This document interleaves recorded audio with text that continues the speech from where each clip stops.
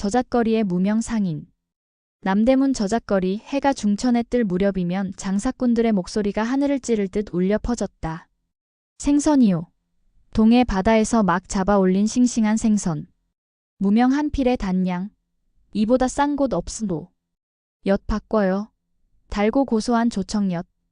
하지만 그 소란스러운 시장 한가운데 유독 조용한 좌판이 하나 있었다. 주인은 말이 없었다. 그저 묵묵히 앉아서 물건을 늘어놓을 뿐이었다. 손님이 와도 먼저 말을 걸지 않았고 손님이 물건값을 물어도 손가락으로만 숫자를 그어 보였다. 신기한 것은 그 좌판에 물건이 언제나 있다는 것이었다. 아침에는 비단이 놓여 있고 점심에는 도자기가, 저녁에는 약재가 진열되어 있었다. 한 사람이 온갖 물건을 다 취급하는 게 이상했지만 더 이상한 건 따로 있었다. 아무도 그 상인의 얼굴을 기억하지 못한다는 것이었다. 어이, 자네. 방금 저기서 비단 샀지? 주인이 어떻게 생겼던가? 글쎄, 생각이 안 나는군. 분명 마주보고 이야기를 나눴는데. 나도 그러네. 어제 저기서 약재를 샀는데 집에 와서 생각해보니 주인 얼굴이 하나도 기억이 안 나더군. 사람들은 수군거렸다.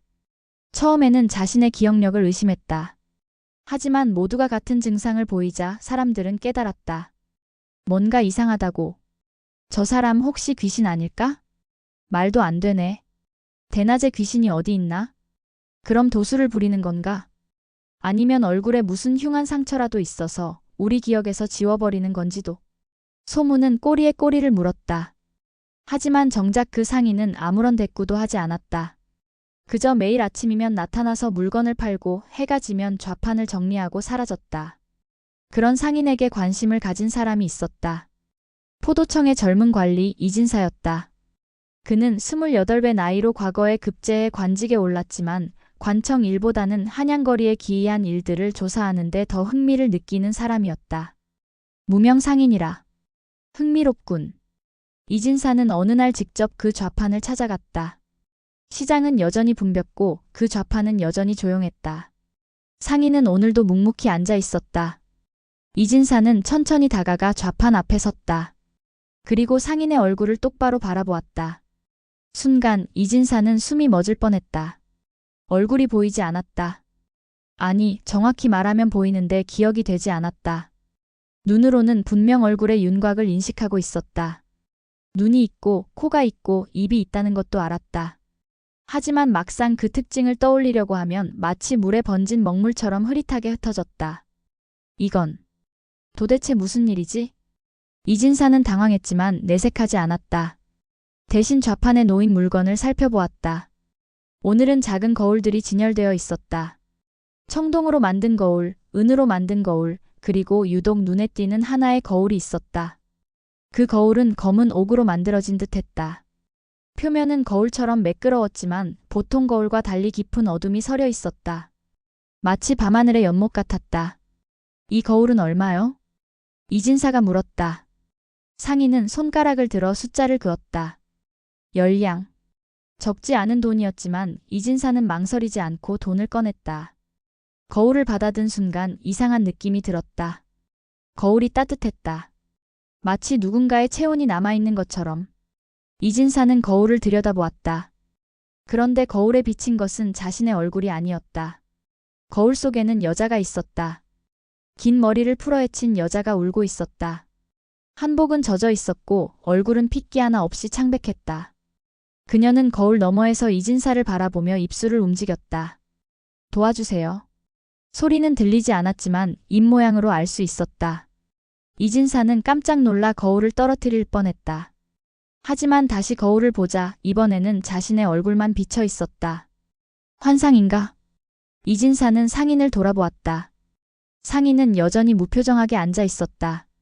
아니, 무표정한 건지도 알 수 없었다. 얼굴이 기억나지 않으니까. 이 거울에 무슨 사연이 있어? 이진사가 물었다.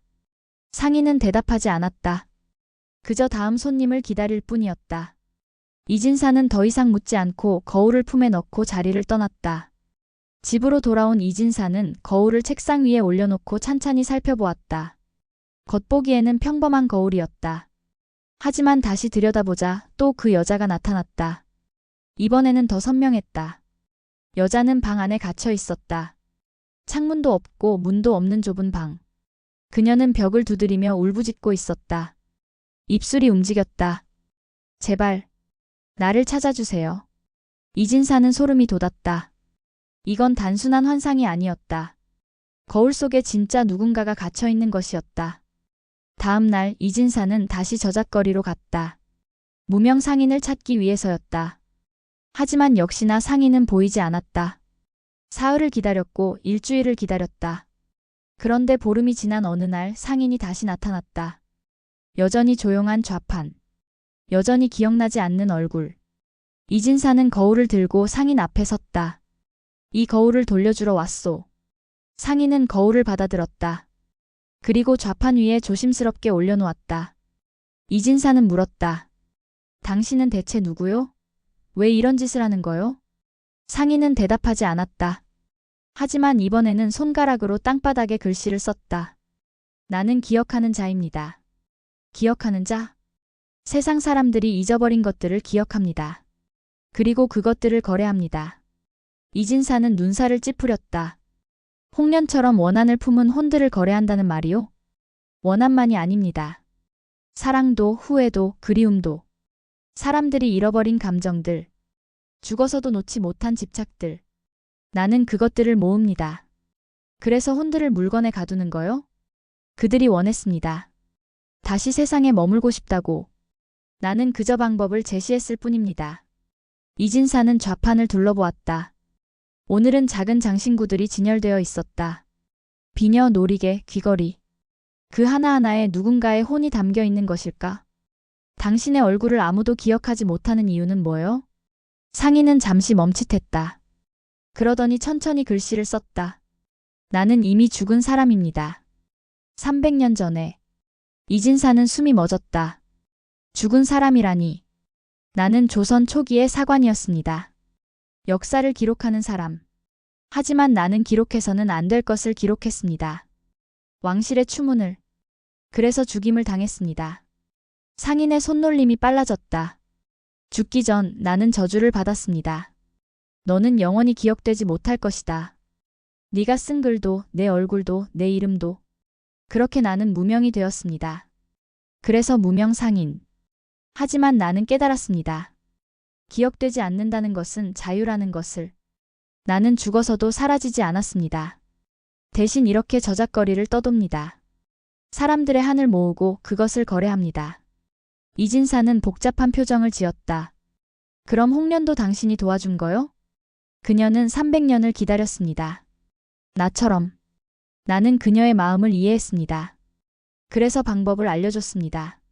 하지만 그녀가 다른 사람의 몸을 빼앗을 줄은 몰랐습니다. 몰랐다고? 당신이 거울을 준 것 아니요? 거울은 혼을 담는 그릇일 뿐입니다. 어떻게 쓰느냐는 그 사람의 선택입니다. 상인은 거울을 다시 집어들었다. 거울 속에서 홍련이 울고 있었다. 이제 그녀는 영원히 거울 속에 갇힐 것입니다. 그것이 그녀가 선택한 대가입니다. 그럼 그 거울은 어떻게 할까요? 다시 팔 것입니다. 누군가 필요로 할 테니까요. 이진사는 화가 났다. 또 다른 사람을 해치게 내버려 둔다는 거요? 나는 선택지를 줄 뿐입니다. 선택은 그들의 몫입니다. 그건 변명이요. 당신은 사람들의 약점을 이용하는 거요. 상인은 잠시 침묵했다. 그러더니 다시 글씨를 썼다. 당신은 옳은 일을 했다고 생각하십니까? 뭐? 춘심을 구했으니 옳은 일을 했다고 생각하십니까? 하지만 홍련은 어떻습니까? 그녀도 피해자입니다. 300년을 한 속에서 떠돌았습니다. 그녀의 고통은 누가 헤아립니까? 이진사는 말문이 막혔다. 세상은 공평하지 않습니다. 어떤 사람은 오래 살고 어떤 사람은 일찍 죽습니다. 어떤 사람은 사랑받고 어떤 사람은 버림받습니다. 나는 그 불공평을 조금이나마 바로잡으려 합니다. 다른 사람을 해치면서요? 모든 선택에는 대가가 있습니다. 춘심이 살려면 홍련이 갇혀야 합니다. 홍련이 살려면 춘심이 갇혀야 합니다. 당신이 누구를 선택하든 누군가는 고통받습니다. 이진사는 아무 말도 할 수 없었다. 상인의 말이 틀린 것은 아니었다. 그는 춘심을 구했지만 홍련을 다시 지옥으로 보냈다. 그것이 정의였을까? 상인은 좌판을 정리하기 시작했다. 해가 서쪽으로 기울고 있었다. 이제 가보겠습니다. 다음에 또 만날 것입니다. 잠깐, 당신의 이름은 뭐요? 상인은 마지막 글씨를 썼다. 나는 무명입니다. 기억되지 않는 자. 이름도 얼굴도 존재도. 하지만 나는 여기 있습니다.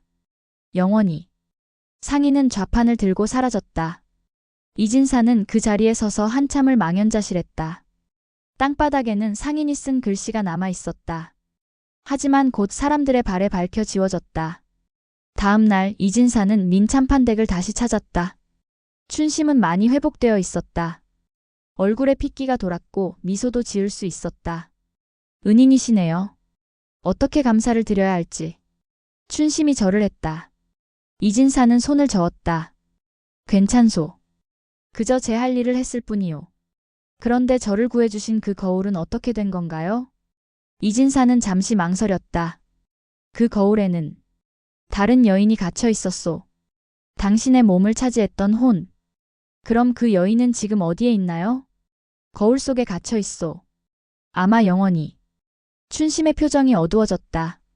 그 여인도 불쌍한 사람이었나요?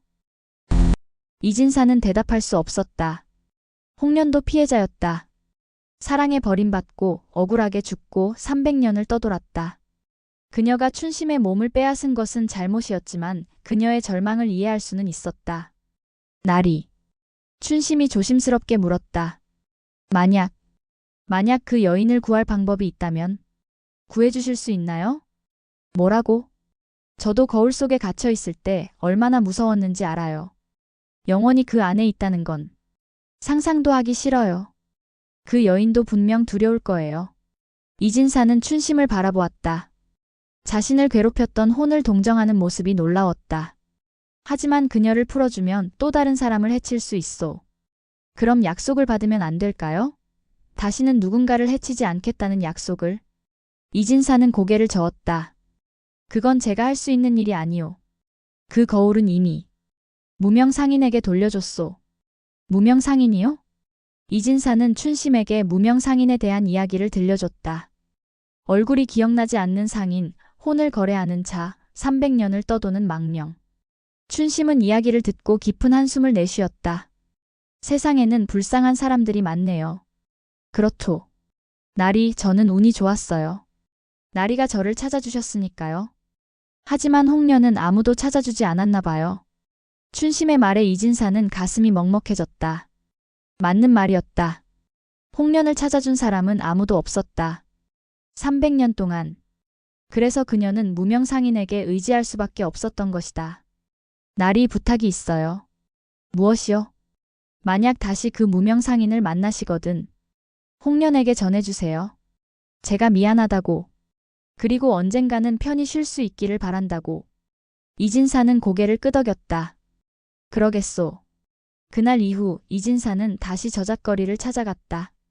매일같이. 무명 상인을 만나기 위해서였다. 하지만 상인은 쉽게 나타나지 않았다. 한 달이 지나고 2달이 지났다. 그러던 어느 여름날 밤 이진사는 꿈을 꾸었다. 꿈속에서 무명 상인이 나타났다. 여전히 얼굴은 기억나지 않았지만 그가 무명 상인이라는 것은 알 수 있었다. 상인은 이진사에게 한 장의 종이를 건넸다. 종이에는 이렇게 적혀 있었다. 저잣거리 서쪽 끝 버려진 우물가에서 기다리겠습니다. 이진사는 꿈에서 깨어나자마자 밖으로 나갔다. 저잣거리 서쪽 끝으로 달려갔다. 그곳에는 정말 버려진 우물이 있었다. 그리고 우물가에 무명 상인이 앉아 있었다. 기다렸소. 이진사가 말했다. 상인은 고개를 끄덕였다. 춘심 낭자가 전하고 싶은 말이 있다고 했소. 상인은 땅바닥에 글씨를 썼다. 알고 있습니다. 어떻게? 나는 기억하는 자입니다. 모든 말, 모든 생각, 모든 감정을 기억합니다. 그럼 홍련에게 전해줄 수 있어? 상인은 품에서 그 검은 거울을 꺼냈다. 거울 속에는 여전히 홍련이 갇혀 있었다. 하지만 이번에는 울지 않았다. 그저 무표정하게 앉아 있었다. 그녀는 이미 들었습니다. 춘심의 말을. 그래서 그녀의 반응은? 상인은 잠시 망설이더니 글씨를 썼다. 그녀는 미안하다고 합니다. 그리고 고맙다고 합니다. 이진사는 거울을 들여다보았다. 홍련이 눈물을 흘리고 있었다. 하지만 이번에는 고통의 눈물이 아니었다. 뭔가 풀어지는 듯한 해방되는 듯한 눈물이었다. 그녀는 이제 놓을 준비가 되었다고 합니다. 집착을. 그럼 그녀를 풀어줄 수 있어? 할 수 있습니다. 하지만 그러면 그녀는 완전히 사라질 것입니다.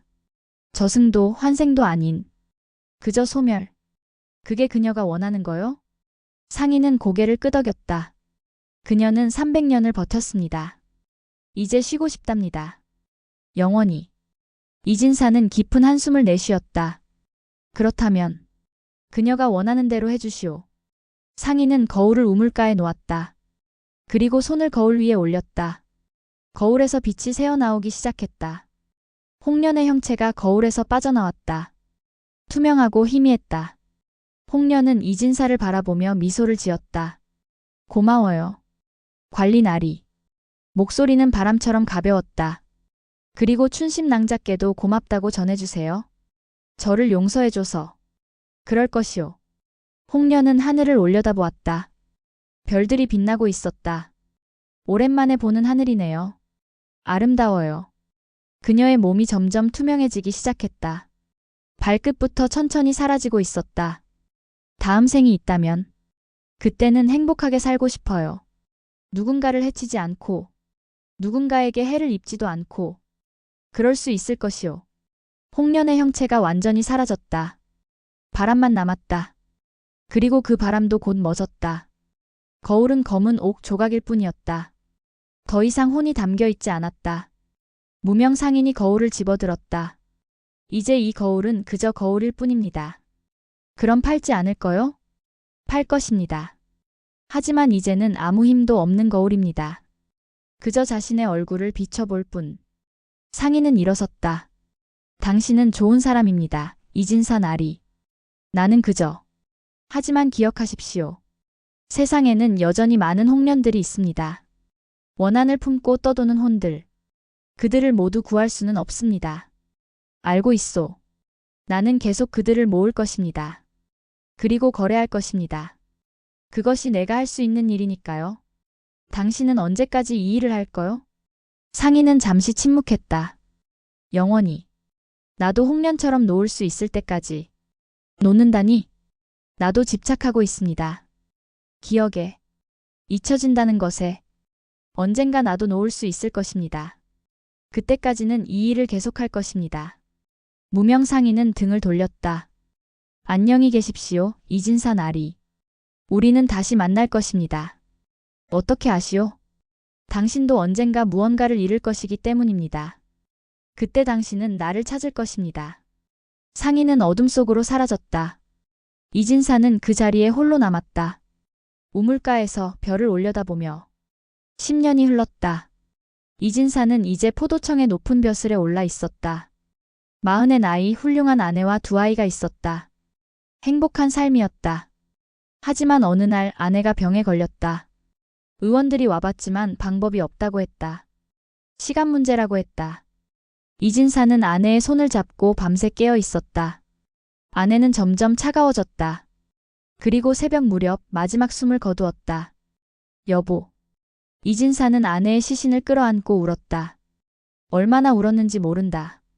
해가 뜨고 해가 지고 다시 해가 떴다. 장례를 치르고 난 뒤 이진사는 문득 무명 상인의 말이 떠올랐다. 당신도 언젠가 무언가를 잃을 것입니다. 그때 당신은 나를 찾을 것입니다. 이진사는 저작거리로 갔다. 무명 상인을 찾기 위해서. 그는 매일 그곳을 찾아갔다. 한 달, 두 달. 그리고 석 달째 되던 날 드디어 무명 상인이 나타났다. 여전히 얼굴은 기억나지 않았다. 여전히 조용한 좌판이었다. 하지만 이진사는 알아보았다. 이진사는 상인 앞에 무릎을 꿇었다. 제발, 아내를 되돌려 주시오. 상인은 고개를 저었다. 그리고 땅바닥에 글씨를 썼다. 나는 살아있는 자를 되돌릴 수 없습니다. 나는 망령을 다룰 뿐입니다. 그럼 아내의 혼이라도 만날 수 있게 해주시오. 그것도 할 수 없습니다. 당신의 아내는 이미 저승으로 갔습니다. 미련이 없었으니까요. 이진사는 주저앉았다. 그럼 나는 어떻게 해야 하오? 상인은 잠시 망설이더니 글씨를 썼다. 기억하십시오. 그것이 사랑하는 사람을 위해 할 수 있는 유일한 일입니다. 이진사는 고개를 들었다. 기억? 잊지 마십시오. 아내와의 추억을, 함께했던 시간을. 그러면 아내는 당신 안에서 계속 살 것입니다. 상인은 품에서 작은 주머니를 꺼냈다. 이것을 드리겠습니다. 공짜로. 주머니 안에는 작은 돌이 하나 들어 있었다. 매끄럽고 따뜻한 돌이었다. 이것은 기억의 돌입니다. 이 돌을 쥐고 눈을 감으면 가장 행복했던 순간을 다시 볼 수 있습니다. 정말입니까? 하지만 조심하십시오. 너무 자주 과거를 보면 현재를 잃게 됩니다. 이진사는 돌을 받아들었다. 그리고 눈을 감았다. 순간 아내의 얼굴이 떠올랐다. 웃고 있는 얼굴. 행복했던 어느 봄날의 모습. 여보. 눈물이 흘러내렸다. 하지만 이번에는 슬픔의 눈물만은 아니었다. 감사의 눈물이기도 했다.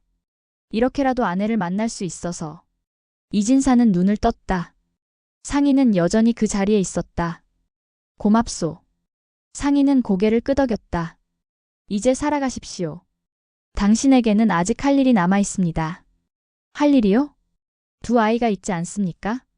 그 아이들을 위해 살아야 합니다. 아내도 그것을 원할 것입니다. 이진사는 고개를 끄덕였다.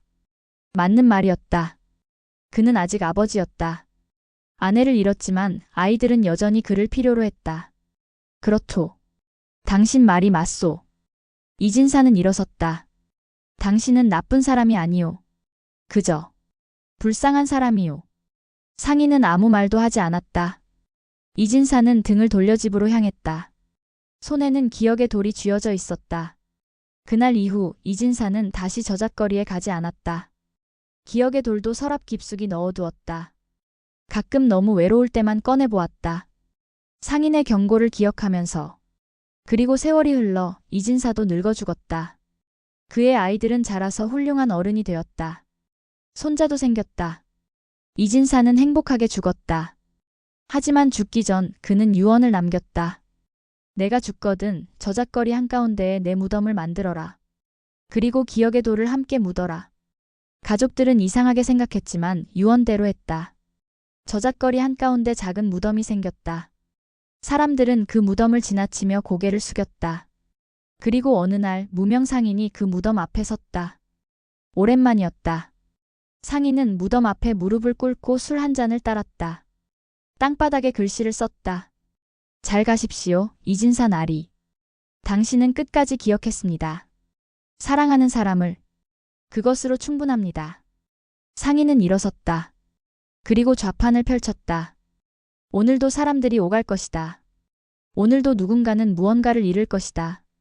그리고 오늘도 상인은 그들에게 선택지를 줄 것이다. 기억할 것인가, 잊을 것인가? 집착할 것인가, 놓아줄 것인가? 상인은 알고 있다. 정답은 없다는 것을. 다만 선택이 있을 뿐이라는 것을. 그리고 그 선택의 무게를 견디는 것이 바로 삶이라는 것을. 저잣거리는 오늘도 시끌벅적하다. 장사꾼들의 목소리가 울려 퍼진다. 하지만 그 소란 속에서도 유독 조용한 좌판이 하나 있다. 아무도 주인의 얼굴을 기억하지 못하는 좌판. 무명 상인은 오늘도 그 자리에 앉아 있다. 기러기 편지. 가을이 깊어가던 어느 해. 정참판 댁에 상여가 나갔다. 주인 정도균이 50이라는 한창 나이에 급작스레 세상을 떠난 것이었다. 한낮에 관청에서 돌아오던 중 갑자기 쓰러졌고 그대로 숨을 거두었다. 집안은 통곡으로 가득했다. 정참판에게는 아내 송씨 부인과 아들 둘, 딸 하나가 있었다. 장례는 사흘간 이어졌고 조문객들의 발길이 끊이지 않았다. 사무제를 지낸 다음 날 아침 이상한 일이 벌어졌다. 정참판 댁 앞마당에 기러기 한 마리가 내려앉았다. 계절은 가을이었지만 남쪽으로 떠나야 할 시기는 이미 지났다. 그런데 이 기러기는 홀로 날아와 마루 앞에 앉더니 부리에 문종이를 내려놓고는 3번 울고 날아갔다. 하인이 종이를 집어들었다. 접힌 종이를 펼치자 그 안에는 단 3글자만 적혀 있었다. 송명화. 정참판의 아내 송씨 부인의 이름이었다. 마님, 이게 어찌 된 일입니까? 하인이 떨리는 목소리로 물었다. 송 씨 부인은 종이를 받아들었다. 글씨체를 보는 순간 그녀는 숨이 멎을 뻔했다. 남편이 글씨였다. 굵고 힘찬 필체. 정찬판이 평생 써온 바로 그 글씨. 이게 도대체. 송 씨 부인은 종이를 품에 넣고 방으로 들어갔다. 혼자 있고 싶었다. 남편이 쓴 것이 맞다면 이건 저승에서 보낸 편지였다. 그렇다면 왜 자신의 이름만 적혀 있는 것일까? 다음 날 아침 또 기러기가 왔다. 이번에도 같은 의식을 치렀다. 마루에 앉아 종이를 내려놓고 3번 울고 떠났다. 종이를 펼치자 이번에도 3글자. 정현석. 장남의 이름이었다. 송 씨 부인은 아들을 불렀다. 정현석은 28배 젊은 선비로 아버지를 닮아 강직한 성품이었다. 최근 과거 시험을 준비 중이었다. 현석아, 이것 좀 보거라. 어머니, 무슨 일이십니까? 송 씨 부인이 2장의 종이를 보여주었다. 현석은 종이를 보고 얼굴이 굳었다. 이건 아버지 필체. 그렇다. 그런데 어제는 내 이름이 적혀 있었고 오늘은 내 이름이 적혀 있구나. 죽은 사람이 편지를. 그럴 리가 없습니다. 나도 그렇게 생각한다. 하지만 누가 아버지 필체를 이렇게 똑같이 흉내낼 수 있겠느냐? 현석은 대답하지 못했다. 아버지의 글씨를 흉내낼 수 있는 사람은 집안에 아무도 없었다. 사흘째 되는 날 기러기는 또 왔다. 정현우. 차남의 이름이었다. 정현우는 25으로 형과 달리 장사에 관심이 많았다. 최근 평양으로 장사를 다녀올 계획을 세우고 있었다. 나흘째. 정소라. 막내딸의 이름이었다. 정소라는 19의 처녀로 아버지의 총애를 받으며 자랐다. 최근 혼담이 들어와 있었다. 닷새째가 되자 송 씨 부인은 가족을 모두 모았다. 이제 우리 집안 모두의 이름이 나왔구나. 아버님께서 무슨 말씀을 하시려는 것 같은데 도무지 알 수가 없구나. 어머니, 혹시 아버지께서 저승에서 편히 쉬지 못하시는 건 아닐까요? 소라가 불안한 목소리로 물었다. 그럴지도 모르겠구나. 아버님께서 돌아가실 때 너무 갑작스러웠으니. 그때 현석이 말했다. 어머니, 무당을 불러보는 게 어떻겠습니까? 아버지 혼을 불러 여쭤보면. 그건 안 된다. 내 아버지는 그런 것을 싫어하셨어.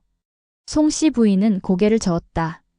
정찬파는 평생 유교를 따르며 살았다. 무속 신앙을 미신으로 여겼다. 엿새째 기러기는 또 왔다. 이번에는 이름이 아니었다. 조심. 단 2글자. 송 씨 부인은 가슴이 철렁했다. 조심하라고? 무엇을? 7째 날. 위험. 8째 날. 믿지 마라. 편지는 점점 구체적으로 변해갔다. 하지만 무엇을 조심하고 무엇이 위험하며 누구를 믿지 말아야 하는지는 알 수 없었다. 송 씨 부인은 밤잠을 이루지 못했다. 남편이 저승에서까지 경고를 보낸다는 것은 집안에 큰 위험이 닥쳐온다는 뜻이었다. 하지만 대체 무엇이란 말인가? 9째 날 편지는 더욱 불길했다. 곧 죽는다. 송 씨 부인은 편지를 보고 비명을 질렀다. 누가 죽는단 말이냐? 가족들이 모였다. 모두가 불안한 얼굴이었다. 어머니, 이건 장난입니다. 누군가 우리를 괴롭히려고. 현석이 말했지만 목소리에는 확신이 없었다. 그럼 누가 그런 짓을 하겠느냐? 아버지 필체를 완벽히 흉내내면서. 모르겠습니다. 10째 날 기러기는 오지 않았다. 송 씨 부인은 안도했다. 끝난 것일까? 하지만 그날 밤 집안에 비명소리가 울려 퍼졌다. 장남 현석이 방에서 피를 흘리며 쓰러진 것이었다. 현석아. 송 씨 부인이 달려갔다. 현석은 배를 움켜쥐고 신음하고 있었다. 의원을 급히 불렀다. 독입니다. 음식에 독이 들어 있었던 것 같습니다. 의원의 말에 집안이 발칵 뒤집혔다. 다행히 독의 양이 많지 않아 목숨은 건졌지만 며칠간 알아누워야 했다. 누가 현석이에게 독을 탔단 말이냐? 송 씨 부인은 하인들을 모두 불러 추궁했다. 하지만 아무도 아는 사람이 없었다. 그날 밤 송 씨 부인은 정찬판의 사당에 홀로 앉았다. 남편이 위패 앞에서 울었다. 여보, 대체 무슨 일입니까? 누가 우리 집안을 해치려는 겁니까? 바람이 불었다. 창문이 흔들리고 촛불이 깜박였다. 그리고 송 씨 부인은 남편의 목소리를 들은 것 같았다. 내부를 조심해라. 내부요? 송 씨 부인은 고개를 들었다. 내부라니. 집안 사람 중에 누군가가 범인이라는 말인가? 다음 날 아침 기러기가 다시 왔다. 송명화 조심. 송 씨 부인 자신의 이름이었다. 그녀가 다음 목표라는 뜻이었다. 송 씨 부인은 이제 확신했다. 누군가 집안 사람들을 하나씩 제거하려 한다고. 그리고 그 다음 목표는 자신이라고. 누가 이런 짓을. 송 씨 부인은 집안 사람들을 하나하나 떠올렸다. 하인들? 아니다. 그들에게는 동기가 없다. 친척들? 재산 다툼이 있을 수 있지만 정찬판의 유언이 명확했다. 그럼 누구란 말인가? 그때 송 씨 부인은 한 사람을 떠올렸다. 정찬판의 첩이었던 춘심. 춘심은 정찬판이 젊은 시절 들인 첩이었다. 하지만 자식을 낳지 못해 정찬판이 나이 들어서는 별당에 따로 살게 했다. 정찬판이 죽은 뒤 춘심은 장례식에 나타나지도 않았다. 혹시 송 씨 부인은 하인을 시켜 춘심을 불렀다. 춘심은 35의 여인으로 아직도 미모가 남아 있었다. 부르셨습니까, 마님? 춘심, 네가 최근 이상한 짓을 하지 않았느냐? 무슨 말씀이십니까? 기러기 편지. 혹시 네가 보낸 것 아니냐? 춘심은 눈을 크게 떴다. 기러기 편지요? 저는 그런 건 모릅니다. 거짓말 마라. 네가 도련님 필체를 흉내낼 수 있지 않느냐? 옆에서 오래 봤으니. 춘심은 고개를 저었다. 저는 글을 쓸 줄 모릅니다, 마님. 도련님께서 가르쳐 주시려 했지만 저는 배우지 못했습니다. 송 씨 부인은 춘심을 빤히 바라보았다. 거짓말을 하는 것 같지 않았다. 그럼 혹시 다른 사람이, 네가 아는 사람 중에 도련님을 원망하는 사람이 있느냐? 춘심은 잠시 망설이더니 말했다. 마님, 한 가지 말씀드릴 게 있습니다. 뭐냐? 도련님께서 돌아가시기 며칠 전 저에게 이상한 말씀을 하셨습니다. 무슨 말을? 곧 큰일이 생길 것 같다고, 만약 자신에게 무슨 일이 생기면 집안을 잘 지키라고 하셨습니다.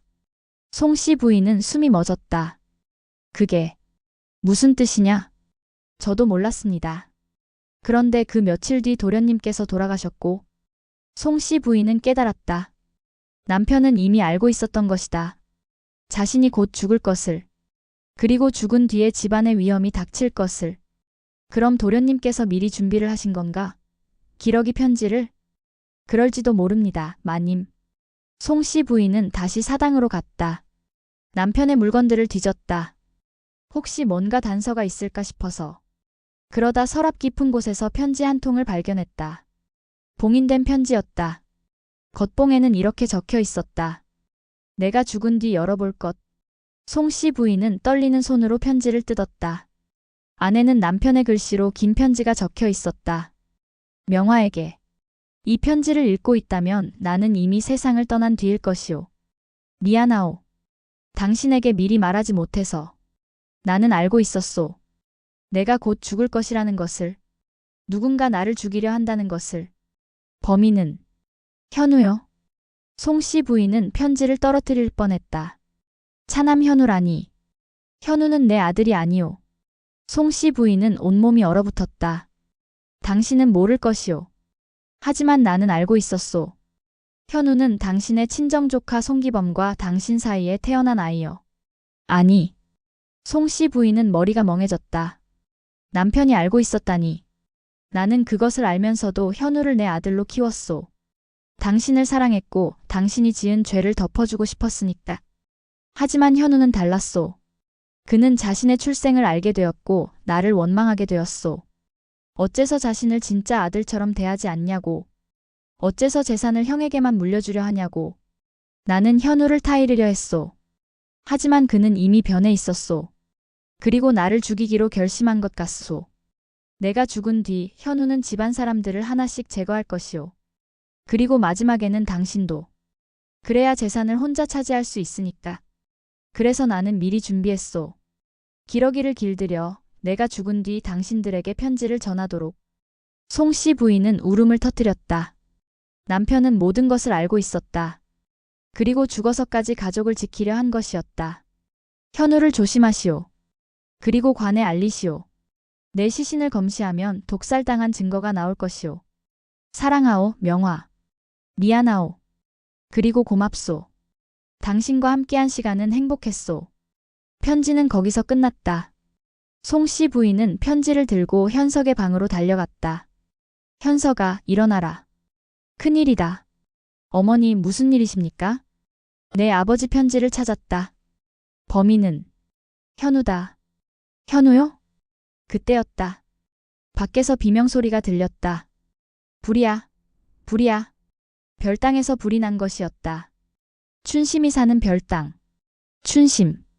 송 씨 부인이 밖으로 뛰어나갔다. 별당은 이미 불길에 휩싸여 있었다. 그리고 그 앞에 현우가 서 있었다. 현우야, 넌 뭐 하는 거냐? 어머니. 현우는 돌아보았다. 그의 얼굴에는 차가운 미소가 있었다. 죄송합니다, 어머니. 하지만 이렇게 할 수밖에 없었습니다. 네가 범인이구나. 현우는 고개를 끄덕였다. 아버지가 저를 무시했습니다. 저를 진짜 아들로 대하지 않았습니다. 그래서 제거했습니다. 미친 짓이다. 너는 어떻게? 미쳤죠. 하지만 이제 늦었습니다. 춘심도 죽었고 형도 곧 죽을 것입니다. 그리고 어머니도. 현우가 허리춤에서 칼을 꺼냈다. 안 됩니다. 도련님. 하인들이 달려왔지만 현우는 칼을 휘둘렀다. 하인 하나가 쓰러졌다. 물러서. 내가 이 집의 주인이다. 그때였다. 하늘에서 기러기 소리가 들렸다. 큰 기러기 한 마리가 날아와 현우의 얼굴을 향해 돌진했다. 현우는 비명을 지르며 손으로 얼굴을 가렸다. 으악! 기러기는 부리와 발톱으로 현우를 공격했다.